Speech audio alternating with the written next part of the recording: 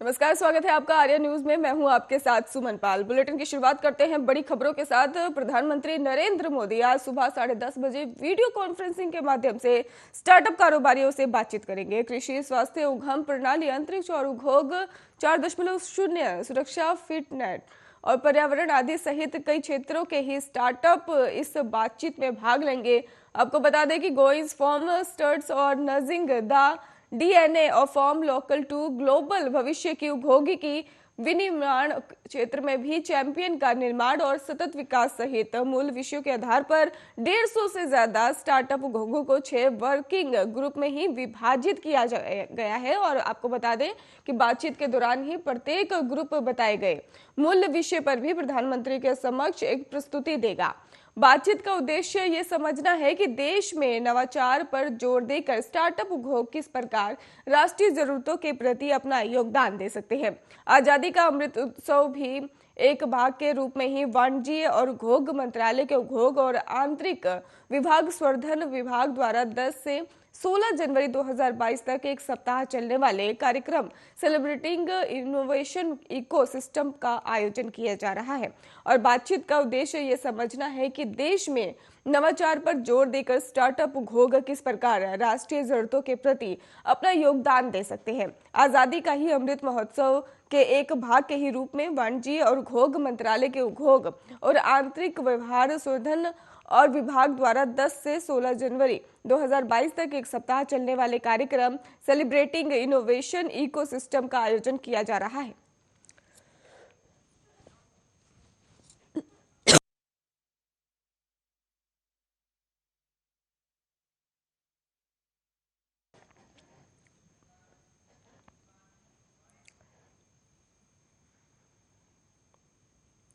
सेना दिवस के मौके पर आज थल सेना की ताकत देखने को मिलेगी और इस मौके पर थल सेना प्रमुख जनरल एम नरवणे राजधानी दिल्ली में ही कैंट में मौजूद करियप्पा ग्राउंड में ही परेड की सलामी लेंगे। करियप्पा ग्राउंड में ही परेड सुबह 10:20 पर ही शुरू हो जाएगी। आपको बता दें कि परेड को सिर्फ कवरेज करने की ही अनुमति है और इस साल की परेड इसलिए खास है क्योंकि पहली बार भारतीय सैनिकों की नई कॉमेट इन्फॉर्म की ही झलक जो देखने को मिलेगी। और इसके लिए भी आपको बता दें कि डिजिटल पैटर्न पर भी एनएफआईटी द्वारा तैयार की गई इस यूनिफॉर्म को ही सैनिक युद्ध के मैदान और ऑपरेशनल एरिया में ही पहना करेंगे। और थल सेना प्रमुख सैनिकों को ही संबोधित भी करेंगे। आज दुनिया का सबसे बड़ा झंडा जैसलमेर की धरती पर फहराया जाएगा और सेना दिवस के मौके पर ही लगने वाला तिरंगा 225 फीट लंबा और 150 फीट चौड़ा है और इसका वजन करीब 1000 किलो है। इस झंडे की खास बात यह है कि इसको खादी ग्राम घोग में बनाया गया है और देश की आजादी के 75 साल पूरे होने के मौके पर भी जैसलमेर में सेना के वॉर म्यूजियम के पास पहाड़ी की चोटी पर खादी से बना दुनिया का सबसे बड़ा राष्ट्रीय ध्वज फहराया जाएगा। आपको बता दें कि जम्मू कश्मीर लेह के बाद जैसलमेर तीसरा स्थान होगा जहां दुनिया का सबसे बड़ा खादी का झंडा फहराया जाएगा। बता दें आपको कि झंडा लगभग 37,500 वर्ग फीट एरिया में फैला है और आज सेना के कई बड़े अधिकारी, प्रतिनिधि और अन्य लोग इसको देखने आएंगे और इस दिन ही इस मौके पर मौजूद भी रहेंगे।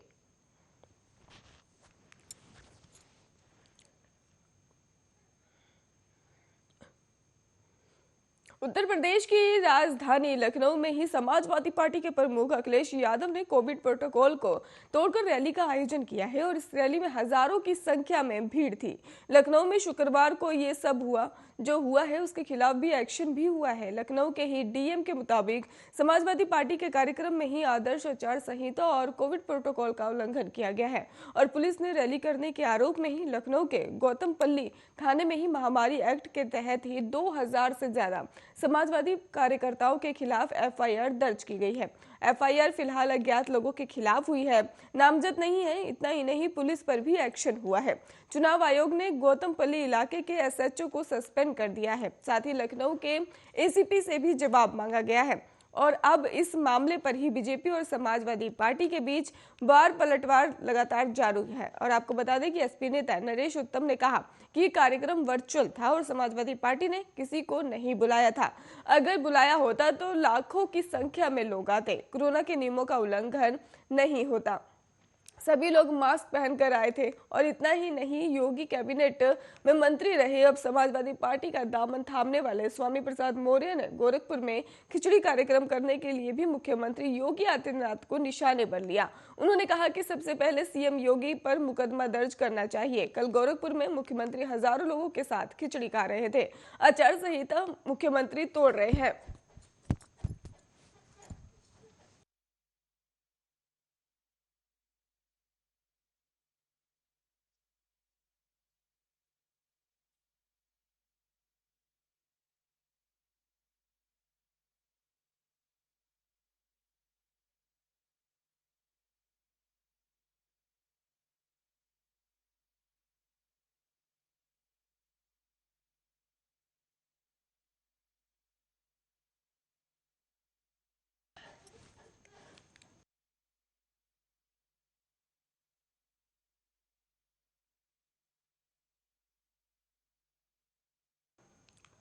अलवर कांड के 4 दिन बीत चुके हैं और लेकिन पुलिस के हाथ खाली हैं और जांच टीम ने मामला में अब तक कोई पुख्ता कार्रवाई नहीं की है। लेकिन इसी बीच ही पुलिस ने नए खुलासे ने पूरी मामले पर ही सवालिया निशान जरूर खड़ा कर दिया है। आपको बता दें कि मेडिकल बोर्ड के हवाले से दिए गए पुलिस के इस बयान के बाद से ही अलवर गैंगरेप कांड में अब नया मोड़ आ गया है। पुलिस का कहना है कि मेडिकल बोर्ड की रिपोर्ट में रेप की पुष्टि हुई है और पुलिस खुद भी मामले की गैंगरेप मांग कर ही छानबीन कर रही है।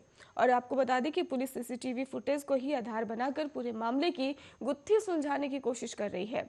राजस्थान सरकार ने मामले की जांच का जिम्मा एसआईटी को ही सौंप दिया है और हैवानों की शिकार बनी बच्ची के घर वाले की माने तो उनकी लाडली दरिंदों के चुंगल में कब, कहां और कैसे फंसी इसका पता नहीं चला है। और घर वालों ने तो बच्ची की खोजबीन तक तब शुरू की थी जब वो शाम तक घर नहीं पहुंची थी।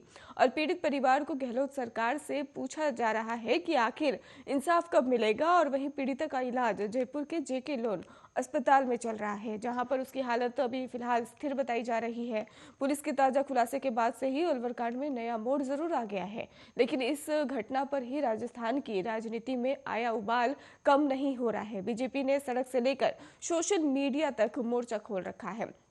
बीजेपी के राज्यसभा सांसद किरोड़ी लाल मीणा मामले की सीबीआई जांच की मांग की है और बीजेपी का आरोप है कि गहलोत सरकार मामले पर लीपापोती कर रही है। और पुलिस की ताजा खुलासे के बाद अलवर कांड में नया मोड़ जरूर आ गया है, लेकिन घटना पर राजस्थान की राजनीति में आया उबाल कम नहीं हो रहा है। बीजेपी ने सड़क से लेकर सोशल मीडिया तक मोर्चा खोल दिया है। बीजेपी के राज्यसभा सांसद किरोड़ी लाल मीणा मामले की सीबीआई जांच की मांग कर रहे हैं और बीजेपी का आरोप है कि गहलोत सरकार मामले पर लीपापोती कर रही है।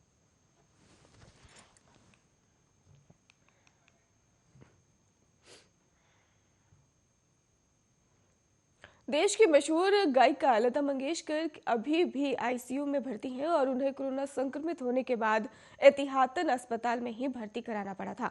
डॉक्टरों का कहना है कि फिलहाल लता मंगेशकर की हालत स्थिर बनी हुई है, पहले से बेहतर बताई जा रही है। दरअसल स्वर कोकिला लता मंगेशकर की ही कोरोना वायरस की चपेट में आने के बाद से ही उन्हें संक्रमण के हल्के झटके जो है वो लक्षण जो है वो अस्पताल में दिखने लग गए थे, जिसके बाद ही उन्हें अस्पताल में भर्ती कराया गया था और एहतियात के तौर पर उन्हें ब्रीच कैंडी अस्पताल के आईसीयू में ही रखा गया था। उनके हेल्थ बुलेटिन के मुताबिक उनकी सेहत में थोड़ा सुधार जरूर है और डॉक्टरों के मुताबिक लता मंगेशकर को ही कोरोना और निमोनिया दोनों ही हुआ है। उनकी उम्र को ध्यान में रखते हुए ही डॉक्टरों ने सलाह दी है कि उन्हें देखभाल की जरूरत है और इसलिए उन्हें आईसीयू में ही भर्ती किया गया है। डॉक्टर का कहना है कि उन्हें 7 से 8 दिन तक ही आईसीयू में रहना होगा और डॉक्टरों के मुताबिक वो ठीक हो जाएंगी, लेकिन उनकी उम्र के कारण ही कुछ समय लग सकता है। गौरतलब है कि नवंबर 2019 के बाद लता घर मंगेशकर नहीं बाहर नहीं निकली हैं और लेकिन उनके घर के एक नौकर भी कोरोना पॉजिटिव पाए गए हैं, तो लता मंगेशकर का भी टेस्ट कराया गया, उनकी रिपोर्ट भी पॉजिटिव आ गई है। और इससे पहले दिग्गज गायिका को नवंबर 2019 में सांस लेने में तकलीफ होने के बाद अस्पताल में भर्ती कराया गया था और अपने 7 दशक के लंबे करियर में ही लता मंगेशकर ने कई भाषाओं में 30,000 से ज्यादा गाने गाए हैं। और बता दें आपको कि 2001 में ही उन्हें भारत का सुरक्षित नागरिक सम्मान भारत रत्न दिया गया था और उन्हें साल 1979 में ही दादा साहेब फाल्के पुरस्कार से भी सम्मानित किया जा चुका है।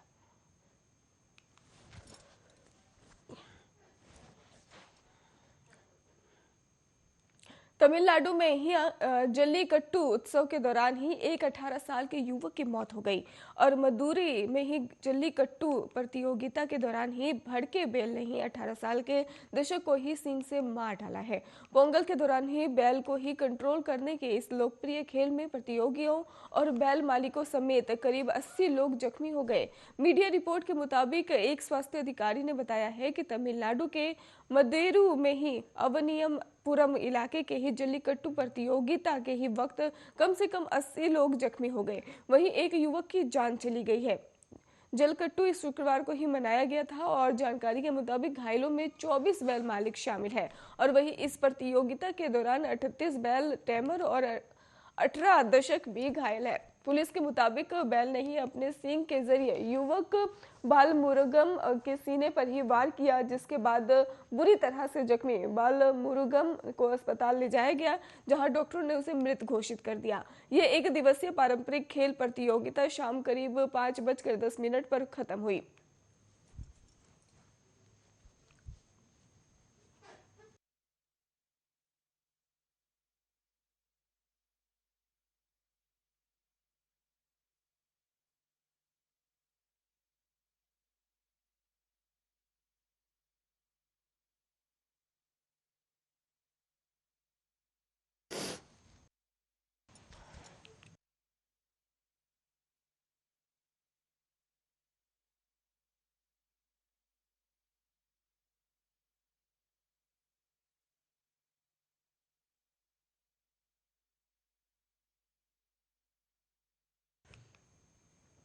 बसपा की प्रमुख मायावती का आज जन्मदिन है और बसपा उनके जन्मदिन को जन कल्याणकारी दिवस के रूप में मनाएगी। मायावती अपने जन्मदिन पर लखनऊ में एक प्रेस कॉन्फ्रेंस को संबोधित करेगी और इस अवसर पर ही वो मेरे संघर्षमय जीवन और बसपा मूवमेंट का सफरनामा के ही 17वें भाग और उसके अंग्रेजी संस्करण का भी विमोचन करेंगी।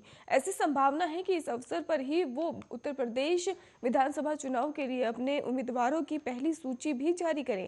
बसपा इस बार ही बिना किसी गठबंधन के अपने दम पर चुनाव लड़ रही है। दरअसल सोमवार को ही मायावती के घर पर पार्टी के वरिष्ठ नेताओं की बैठक हुई थी और इसमें यह तय हुआ था कि मायावती के जन्मदिन 15 जनवरी को ही उम्मीदवारों की पहली सूची जारी की जाएगी और इससे पहले रविवार को ही उन्होंने 403 विधानसभा सीटों के प्रभारियों की बैठक ली थी और इस बार ही पार्टी बिना गठबंधन के अकेले अपने दम पर चुनाव लड़ रही है। माना जा रहा है कि बसपा इस बार युवाओं पर दाव लगाएगी और इसके साथ ही जातीय समीकरण साधने में वो मुसलमान, अति पिछड़े और ब्राह्मणों को भी प्राथमिकता देगी। युवाओं को टिकट देने की बात बसपा महासचिव सतीश चंद्र मिश्र कई बार सार्वजनिक तौर पर कह चुके हैं। दरअसल बसपा उम्मीदवारों के नाम से पहले विधानसभा प्रभारी का नाम घोषित करती है। उनके चुनाव प्रचार को देखते हुए ही उन्हीं में से प्रत्याशी घोषित कर दिया जाता है और इससे पहले बसपा ने गुरुवार को ही कांग्रेस और लादोर छोड़कर ही आए 2 नेताओं को ही पश्चिम उत्तर प्रदेश के 2 सीटों से उम्मीदवार घोषित किया था। बसपा ने मुजफ्फरनगर जिले की ही चरथावल सीट से ही कांग्रेस छोड़कर आए सलमान शहीद को ही उम्मीदवार घोषित किया है। वहीं गंगोह सीट से ही राष्ट्रीय लोकदल छोड़कर आए नौमान मसूद को भी उम्मीदवार बनाया गया है।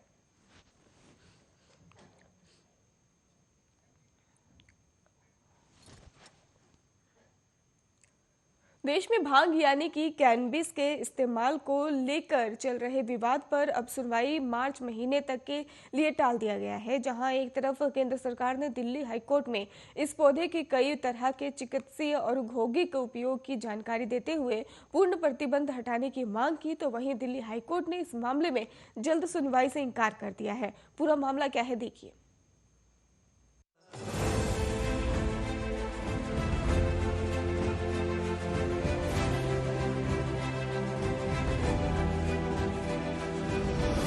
भांग यानी कैनबिस एक ऐसा पौधा है जिसके कई फायदे हैं, लेकिन अगर इसका उपयोग मेडिसिनल तरीके हो यानी डॉक्टर की देखरेख में और हाल में ही की गई एक स्टडी में इस बात को एक बार फिर पुख्ता तौर पर कहा गया है, इसलिए कैनबिस पर पूर्ण प्रतिबंध नहीं है। तो वही केंद्र सरकार ने भी दिल्ली हाई कोर्ट में इस पौधे के कई तरह के चिकित्सीय और औद्योगिक उपयोग का समर्थन किया है। कानून के तहत इसके मेडिकल और साइंटिफिक उपयोग की अनुमति है और इसके बाद हाईकोर्ट ने उस याचिका की सुनवाई जल्दी करने से मना कर दिया, जिसमें उसे मेडिकल उपयोग समेत अन्य तरीकों से वैध बनाने की मांग की गई थी।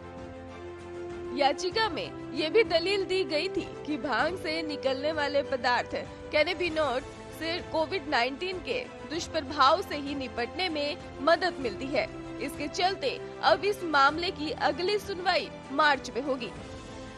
याचिका में मादक पदार्थ निषेध संबंधी NDPS एक्ट के प्रावधानों को चुनौती दी गई है, जो भांग के इस्तेमाल को प्रतिबंधित करता है। आपको बता दें कि केंद्र सरकार ने पिछले साल ही एक एफिडेविट के ही जरिए कोर्ट से अपील की थी कि वो भांग से संबंधित मामलों को संतुलित तरीके से संभाल रही है, इसलिए इससे जुड़े मामलों को खारिज किया जाना चाहिए, क्योंकि केंद्र ने राज्य सरकार को भांग के पौधे की उपज, उत्पादन, निर्माण, परिवहन, अंतर्राज्यीय और आयात निर्यात, खरीद बिक्री, उपयोग की अनुमति दे रखी है, लेकिन सिर्फ मेडिकल और औद्योगिक गतिविधियों के लिए ही है और इसके लिए किसी भी राज्य सरकार को केंद्र सरकार की तरफ देखने की जरूरत नहीं है और राज्य सरकारों के पास भांग की पैदावार के लिए लाइसेंस देने का अधिकार है ताकि औद्योगिक और मेडिकल उपयोग किया जा सके। तो वहीं उत्तराखंड की सरकार ने ये काम किया है। केंद्र सरकार ने ये भी माना है कि कैनाबिनॉइड्स किसी भी बीमारी का पहला इलाज नहीं हो सकते। साथ ही चेतावनी दी है कि इसका उपयोग गैर चिकित्सीय कार्यों में किया जा सकता है। गौरतलब है कि भांग को लेकर कई स्टडीज हो चुकी हैं और इसके मेडिकल फायदे तो है ही और साथ ही मात्रा ज्यादा होने पर नुकसान भी है। भांग यानी कैनबिस आपको डिप्रेशन से बाहर निकाल सकता है, तनाव दूर कर सकता है, बेचैनी खत्म कर सकता है और जीवन की गुणवत्ता को बेहतर कर सकता है। लेकिन अगर इसका उपयोग मेडिसिनल तरीके से हो, यानी डॉक्टर की देखरेख में, हाल ही में की गई एक स्टडी में इस बात को एक बार फिर पुख्ता तौर पर कहा गया है। अमेरिका के कई संस्थानों से जुड़े करीब 1 दर्जन वैज्ञानिकों ने हाल ही में एक स्टडी की है, जिसमें ये बात कही गई है कि अगर कैनबिस यानी भांग का मेडिसिनल उपयोग किया जाए तो उससे लोगों का तनाव कम होगा। इसमें वैज्ञानिक समूह ने ये बताया था कि उन्होंने ऐसा कैसे किया। कैनबिस के प्रोडक्ट के फायदों को लेकर वैज्ञानिकों ने ऑनलाइन सर्वे भी किया है और सर्वे में वो लोग शामिल थे जो कैनबिस का उपयोग करते थे। इसके अलावा एक समूह ऐसा था जो इसका सेवन नहीं करते थे और जिन्हें वैज्ञानिकों ने कंट्रोल्ड ग्रुप में ही रखा। कैनबिस यानी भांग या उससे बनने वाले मेडिसिनल उत्पादों का जो 368 लोग उपयोग कर रहे थे, उनमें डिप्रेशन कम की मात्रा कम हो गई, लेकिन एंजाइटी यानी कि चिंता कम नहीं हुई। लेकिन 170 लोगों के कंट्रोल्ड ग्रुप में ही दोनों की ही मात्रा बढ़ी हुई थी। मेडिसिनल कैनबिस लेने की वजह से लोगों को अच्छी नींद भी आ रही है और उनसे जीवन के सुधार भी देखे जा रहे हैं। और आपको बता दें कि यहाँ तक कि दर्द में भी कमी देखी गई है, लेकिन कंट्रोल ग्रुप के साथ ऐसा नहीं हो पाया। उन्हें इन सभी परेशानियों से गुजरना पड़ रहा है क्योंकि उन्हें किसी तरह के कैनबिस मेडिसिन नहीं दी गई है।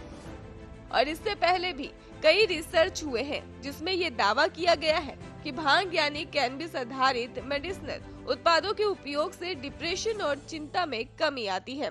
औसत का अंतर अलग अलग व्यक्ति के अनुसार होता है और भांग से संबंधित दवाएं बनी है और उपयोग हो रही हैं, उनके परिणाम विकसित हैं।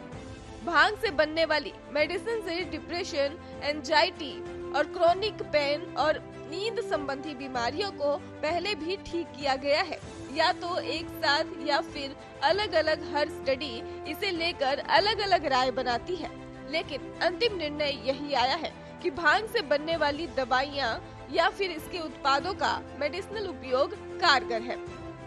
अमेरिका में की गई एक नई स्टडी 4 साल तक चली है और इसके बाद इसके परिणाम जारी किए गए हैं। इस स्टडी में बताया गया है कि जो 368 लोग कैनबिस प्रोडक्ट का उपयोग कर रहे थे, उनमें ज्यादातर CBD थे, न कि THC। CBD के उपयोग से डिप्रेशन में कमी तो आई, लेकिन चिंता कम नहीं हुई, लेकिन नींद सही रही। यानी डिप्रेशन कम करने के लिए भांग का मेडिसिनल उपयोग बेहतर है। और जिन लोगों ने भांग से बने मेडिसिनल उत्पादों का उपयोग लगातार जारी रखा है, उनमें भी डिप्रेशन की कमी देखी गई है। साथ ही उन लोगों को भी ज्यादा फायदा होता देखा गया है जिन्होंने स्टडी के दौरान भांग के मेडिसिनल उत्पादों का सेवन करना शुरू किया था। उनके जीवन की गुणवत्ता भी सुधार में आया है।